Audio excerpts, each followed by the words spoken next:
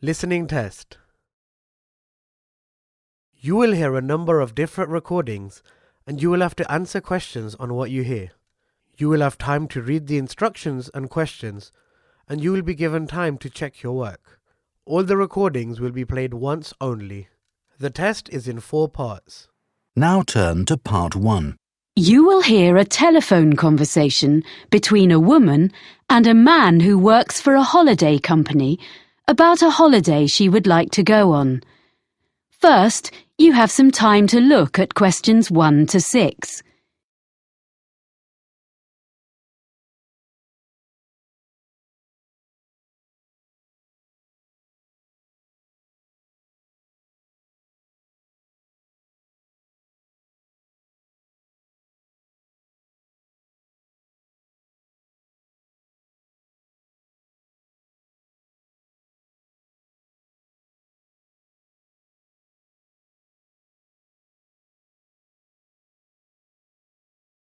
You will see that there is an example that has been done for you.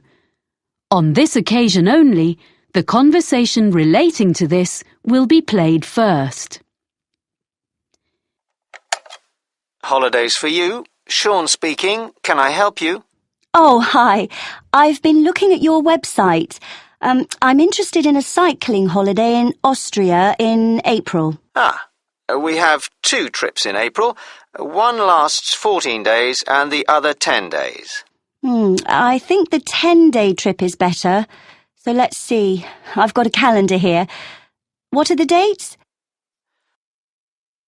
The length of the trip that the woman chooses is 10 days, so 10 has been written in the space. Now we shall begin. You should answer the questions as you listen because you will not hear the recording a second time. Listen carefully and answer questions 1 to 6. Holidays for you. Sean speaking. Can I help you? Oh, hi.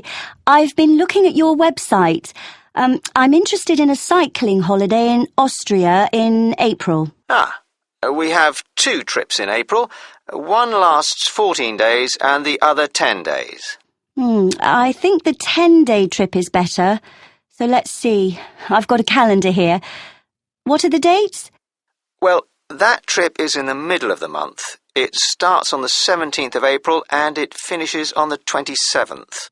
That suits me. I can't leave work before the 10th of April. Let me see if there are any spaces. Is it just for yourself? Myself and my sister, so 2 of us. Yes, we have spaces. Is it a big group? At the moment, there are 12 people booked on this trip, and with you 2, that will be 14. The maximum number is 16, so it's almost fully booked. We can't go over that because it's hard to keep a larger group together. I need to check that I'm fit enough for this, but the distances look okay. The website says we'll ride approximately 45 kilometres a day. Is that right? That's correct, and I've got the exact distances here. It really depends on which part of the trip. Some days are only 35 kilometres, and some are more, but you'll never have to cycle more than 50 kilometres in one day. Oh, okay. I can manage that. And we stay in hotels? Yes, they all have restaurants, and the rooms have ensuite facilities. And do they have pools? It's how I relax after a long day. There is a swimming pool in a few of the hotels, but none of them has a gym. I don't think we'll need a gym after all that cycling.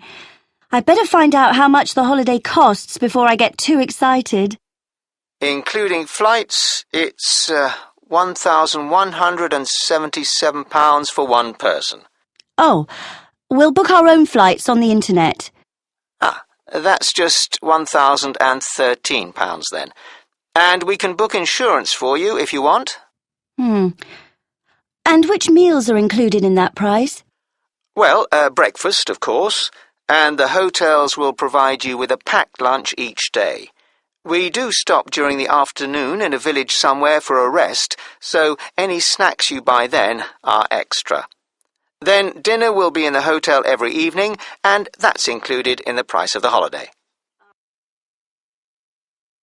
Before you hear the rest of the conversation, you have some time to look at questions 7 to 10.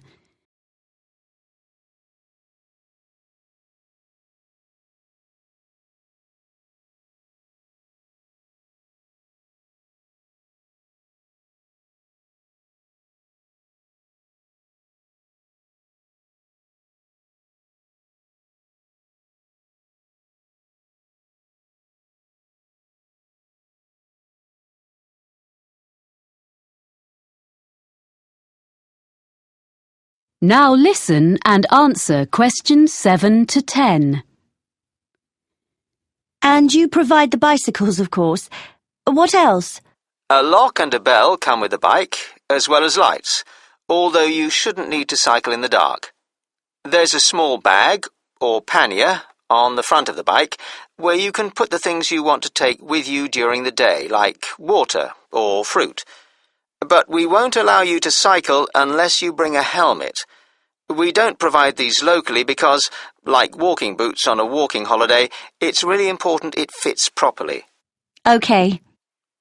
If there's any special gear you need for your holiday, we recommend a particular website, and you can get a discount by quoting your booking reference. Great. What is it? It's www.ballantine.com.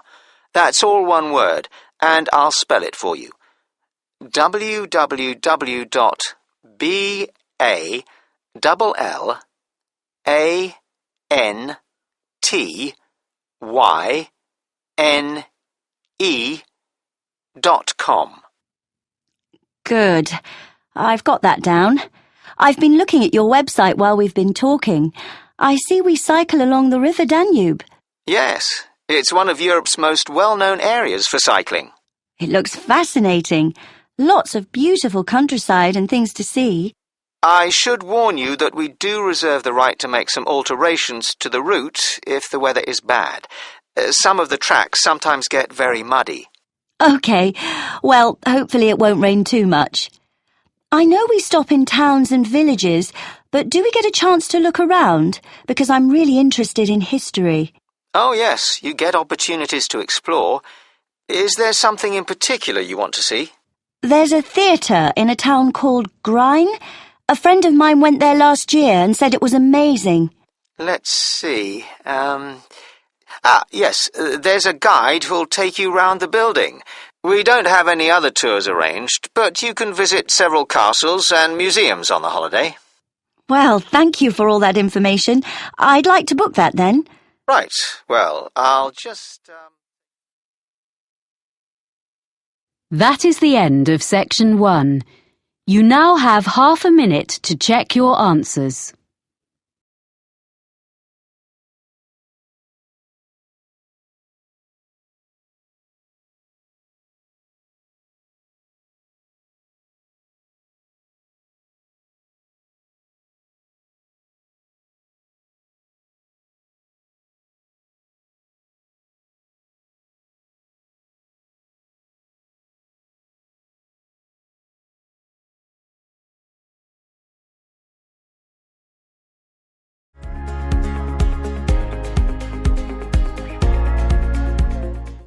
Part 2. You will hear someone talking on the radio about food and restaurants in the local area. First, you have some time to look at questions 11 to 14.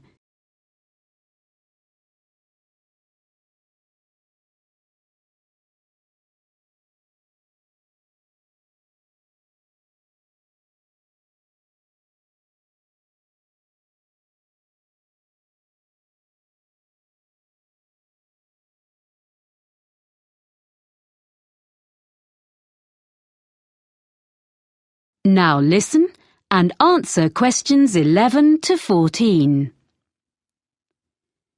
And now we have our Know Your Town section, where we look at what's on offer in our area. Today, John Munro is going to tell us about local food and eating out. John. Well, most of us buy our food in supermarkets these days, but we're very lucky having a wonderful market here. It was originally on the piece of land in front of the cathedral. But at the beginning of the 20th century, it was moved to a site by the river. When the new shopping centre was built in the 1960s, it found a home beneath the multi-storey car park, where it still is, but there are plans to move it back to its previous home by the river. The market is now open 6 days a week. On Tuesday to Saturday, you can buy fresh fruit and vegetables, meat and cheese from the area, as well as a whole range of imported produce. But if you come on a Sunday, you'll find a different market, where craftspeople sell what they have made, things like bags, cards, clothes. During the week, there are a few stalls selling more everyday utensils like saucepans and cleaning products alongside the fruit and vegetables, as well as one new stall selling antique furniture, which is proving to be very popular. People often ask what our local dish is. As we're by the sea, they expect it to be some kind of fish recipe. Our fish is good, of course, but there isn't one particular dish that stands out. What we do have is an apple cake that isn't really made anywhere else. There's a new cafe in the high street, Barton's, which bakes them fresh every morning and serves them with delicious homemade ice cream in a choice of flavours. Now, the harbour is obviously the place to buy fresh fish. Every morning there's a stall where local fishermen sell a selection of the day's catch before the rest goes to London or abroad.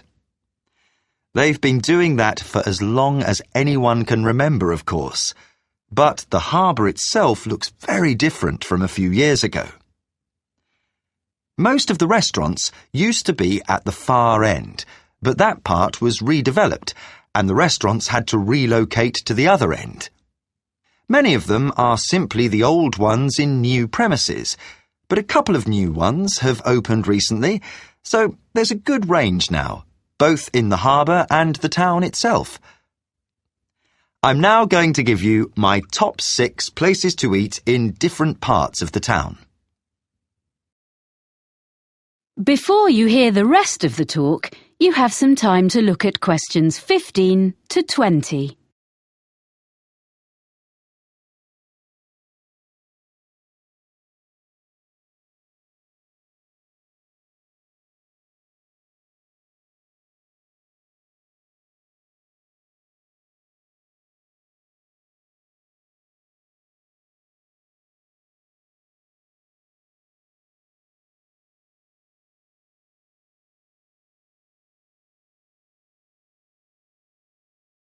Now listen and answer questions 15 to 20.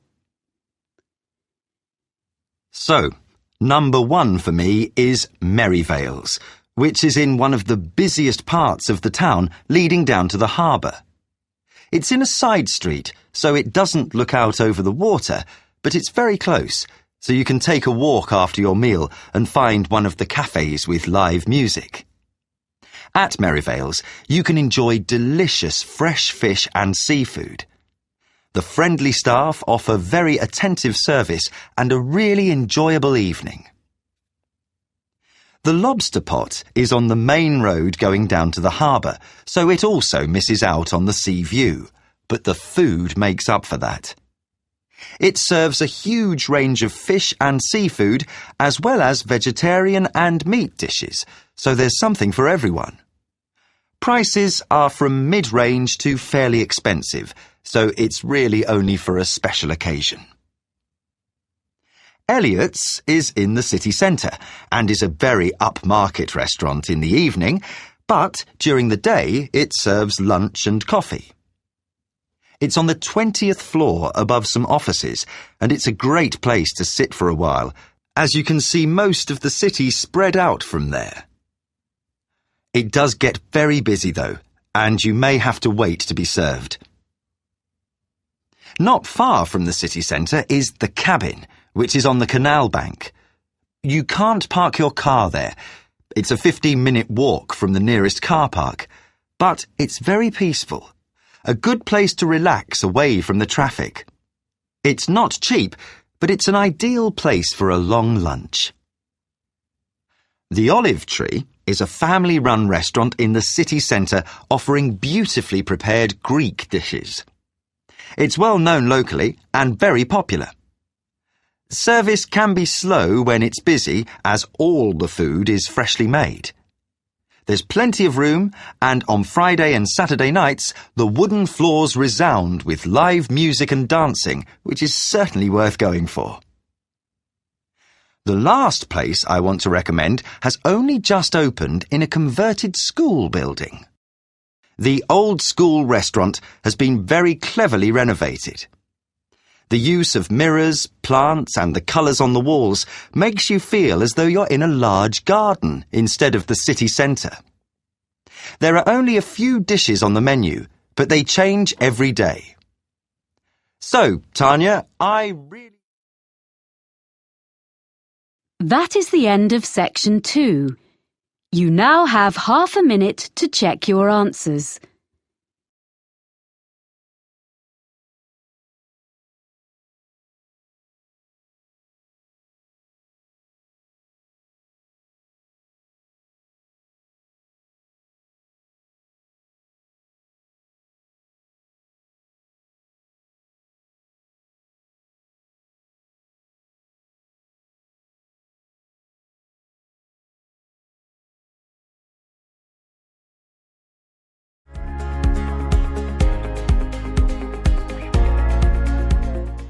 Part 3. You will hear 3 students on a media studies course talking about a film they are planning to make. First, you have some time to look at questions 21 to 26.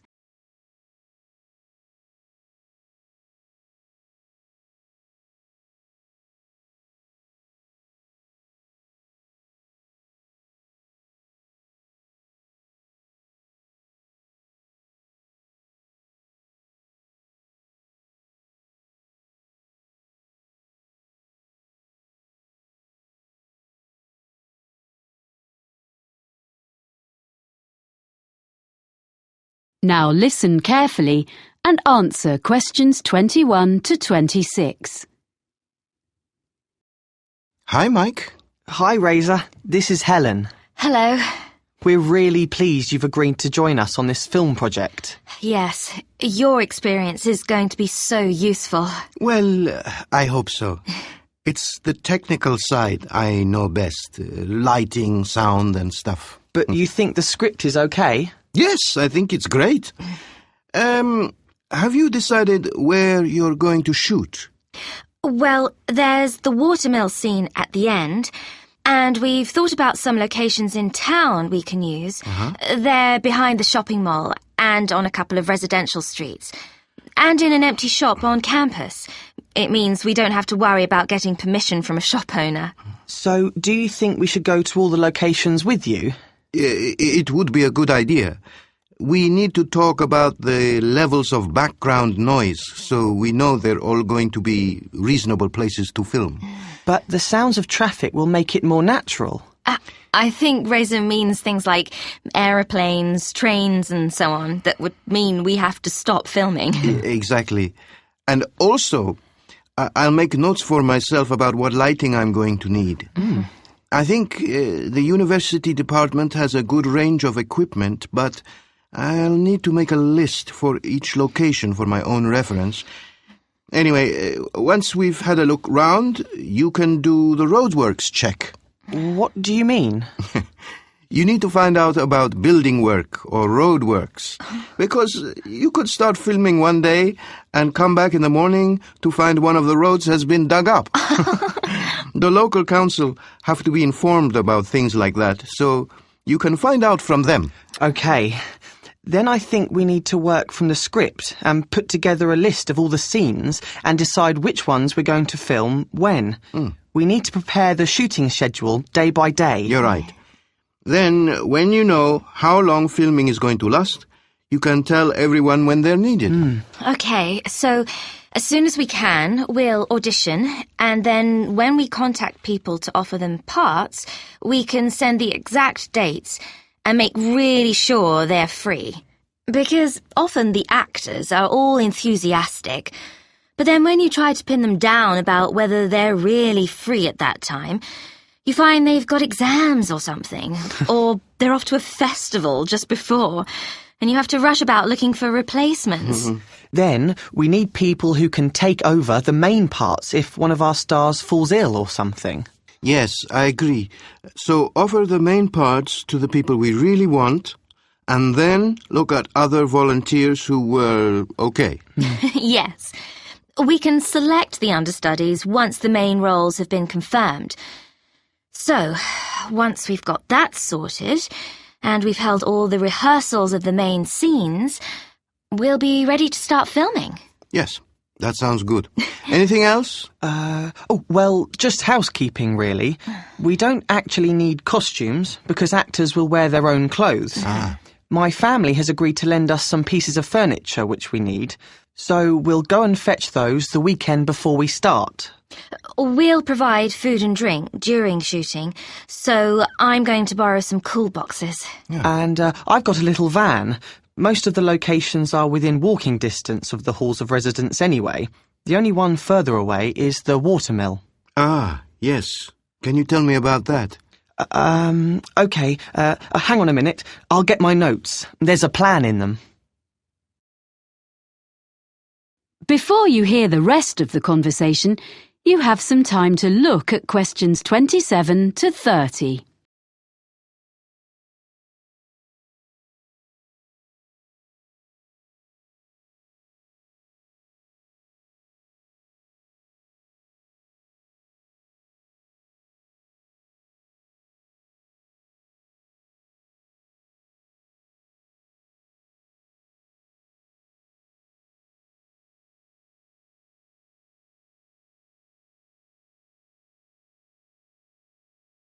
Now listen and answer questions 27 to 30.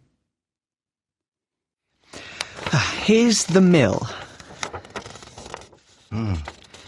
You see, basically you have a vertical water wheel which was used to power the grinding stones. It sounds really interesting. Will we film inside? Yes, that's where the final scene between the girl and the man takes place. Our plan is to fix one camera outside by the window next to the door to film through the window, and then have another handheld camera inside the mill. That means we can get two views of the same scene. We were going to do something using a mirror, but we decided that would be too complicated. Yes, by doing it that way, all we'll need is lights on the inside, next to the wall behind the wheel, which can shine across to the opposite wall. Will that give enough light? I think so, because the scene is in the evening. It shouldn't be too bright. The actors will be carrying torches too. And we'll have an old screen made of wood just inside the door, because it's a new door and it'll look wrong. The lights won't shine directly on it, so it'll be fine. So you won't actually show the door open? No. There's a huge box on the floor against the wall farthest from the wheel. We'll see the girl approaching the mill on her bike. Then we see through the window and the man is inside looking at it. Then the next shot is the girl in the room with him opening the box. So it'll be a mysterious ending. Yeah. Well, I think it's going to be a great project. Good. Thanks. That is the end of section 3. You now have half a minute to check your answers.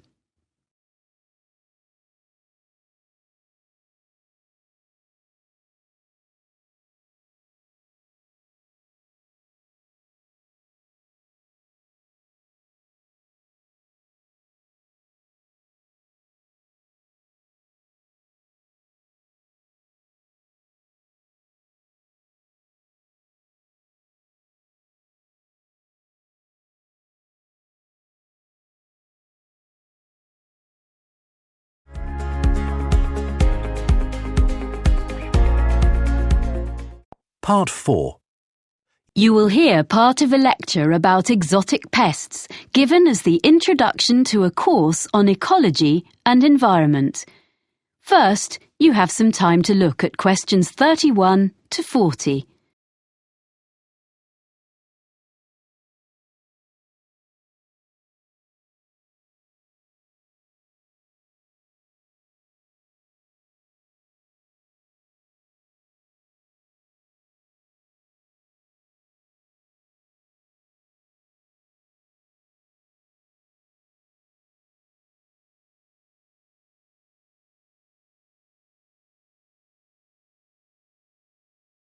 Now listen carefully and answer questions 31 to 40.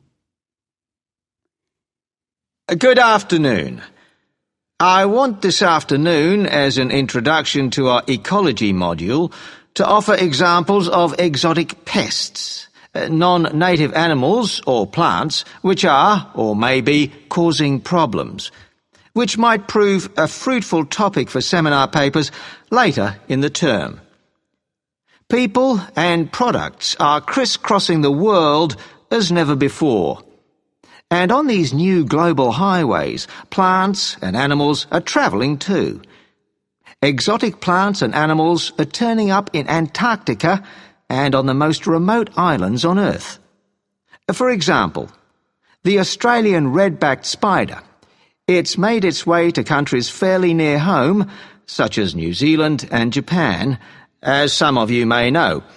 Well, it's also been found on Tristan da Cunha, which is a remote island thousands of miles from anywhere, way out in the middle of the Atlantic. Now, another famous animal invader in the other direction, so to speak, from England to Australia in the southern hemisphere, is the rabbit. This was in 1830, and it might seem less of a threat, but it became an extraordinarily destructive pest. The fact that rabbits increased so rapidly is perhaps more understandable when we remind ourselves that they had originally been introduced to England from continental Europe 8 centuries earlier. This was because they were regarded as a luxury food source, and in spite of having warm fur, they probably originated on the hot, dry plains of Spain, which of course explains why they thrive in the climate of Australia. A much less cuddly example of a pest introduced to Australia, this time from America, is fire ants. These are increasing and spreading very fast. Their huge nests can now be found in gardens in the city of Brisbane, and they are costing the Australian government a great deal of money in control measures. These were an accidental introduction, rather than a deliberate one, brought to Australia, probably in horticultural imports or in mud on second-hand machinery. As a biologist and conservationist, I have become increasingly concerned about these matters. Exotic invasions are irreversible and deserve to be taken more seriously, even when they aren't particularly damaging. For example, something that is not necessarily a major disaster compared to other ecological experiments. In 1975, an Australian species of earthworm was deliberately introduced to the Northern Hemisphere, in Scotland, because they were bigger than the natives. The aim was that they would be more effective than native species, but in fact they don't do more for the soil condition than the smaller locals which they displace. Although they don't do a lot of harm, as far as we know up to now, this will probably prove to have been a mistake. A much more serious case, also in Scotland, as well as other countries, along with the latest victim, Iceland, is the New Zealand flatworm. This is a most unwelcome newcomer in these regions of northwest Europe. Basically, this flatworm came into these countries by accident. It's now been realised that it was actually carried in the plant pots containing exotic ornamental shrubs and so on, and as it eats local earthworms and doesn't benefit the local ecology in any way, it is a real pest. Next, there's a further instance, this time in the water, and it's come from Japan. It's a delicious but very fast-spreading seaweed, and is one of many exotic species, large and small, in the seas covering the rocks around Australia. Unfortunately, it is replacing indigenous seaweeds and permanently altering the ecosystem. However, to look at the situation from a business point of view, it is now being harvested and exported, dried, back to Japan, its original home, where it's particularly popular. So, sometimes we may find accidental benefits from apparently harmful arrivals. Well, You could say that world ecology is now going the same way as popular culture. Global music and fashions, food and drinks are taking over from local ones in every land. And in ecosystems, we find vigorous exotic invaders overwhelming native species and natural habitats. But can we find any examples of invaders which appear to be a problem and then find that in fact they may not be such a big issue after all? We might take as an example a native of Australia, the budgerigar, the most common pet parrot in the world, of course. Because there have been many escapes over the years, it is now to be found flying about in feral flocks where the climate suits it. So, these flocks of budgerigars have been getting very numerous in the southeast of the United States, particularly in residential areas. People have been getting quite worried about this, but it has been observed that the size of the flocks has diminished somewhat recently. The fact that they are smaller is thought to be due to the fact that new competitors for their habitat have arrived from other places. That's the last example for now. What I'd like you to consider is this. Is the planet Earth moving towards a one-world ecosystem? How far would it be a wholly bad development? That is the end of section 4. You now have half a minute to check your answers.